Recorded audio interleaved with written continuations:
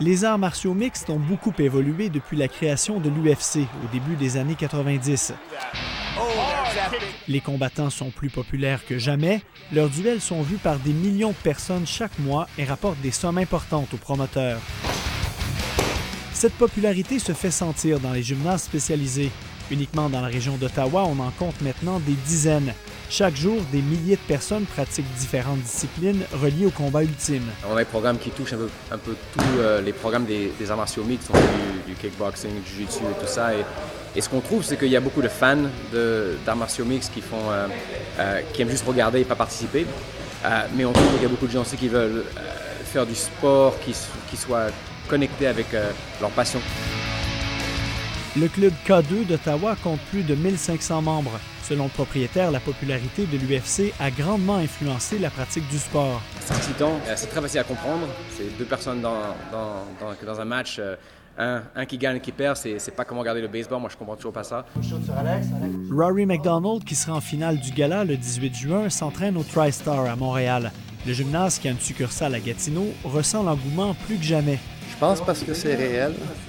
Littéralement, si tu vois les combattants, le conditionnement, c'est écœurant. Je pense que c'est l'art martial le sport le plus demandant aussi. Puis je pense que de plus en plus, les jeunes vont vers les sports extrêmes. Puis je pense qu'on tombe un peu là-dedans aussi. Ça vient exactement de la connaissance du sport de plus en plus.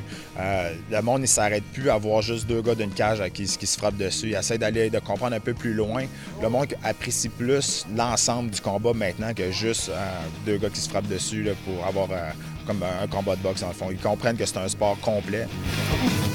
Mise en forme, autodéfense, discipline, toutes les raisons sont bonnes pour pratiquer ce sport. Je cherchais quelque chose pour me mettre en forme. Puis en même temps, j'ai rencontré l'atmosphère ici, les gens. Puis le jiu-jitsu brésilien, c'est un sport qui est très difficile. Il y a beaucoup de techniques. C'est un gros défi intellectuel, pas juste physique. C'est vraiment un sport que j'aime, deux sports que j'aime en fait, parce que je fais du Muay Thai, mais je fais aussi du jiu-jitsu brésilien. Puis c'est vraiment une passion que je me suis développée. C'est rendu qu'à la maison, même dans mes temps libres, je regarde des vidéos, je fais du shadowboxing dans ma cuisine souvent aussi même. Et les propriétaires de clubs d'arts martiaux mixtes croient qu'il n'y a aucune limite à son expansion. Dans les 10 dernières années qui viennent juste de suivre, que la popularité du sport elle a seulement grandi. Elle a pris beaucoup d'ampleur. Puis je crois que dans un autre 10 ans, ça va doubler encore. Que l'UFC font un très bon boulot sur le côté de comment ils promouvoient leur marché sur les arts martiaux mixtes et ça aide tout le monde. Le sérieux de l'UFC fait aussi maintenant le succès des arts martiaux mixtes. L'organisation a resserré ses règlements et les combattants plus professionnels se présentent mieux.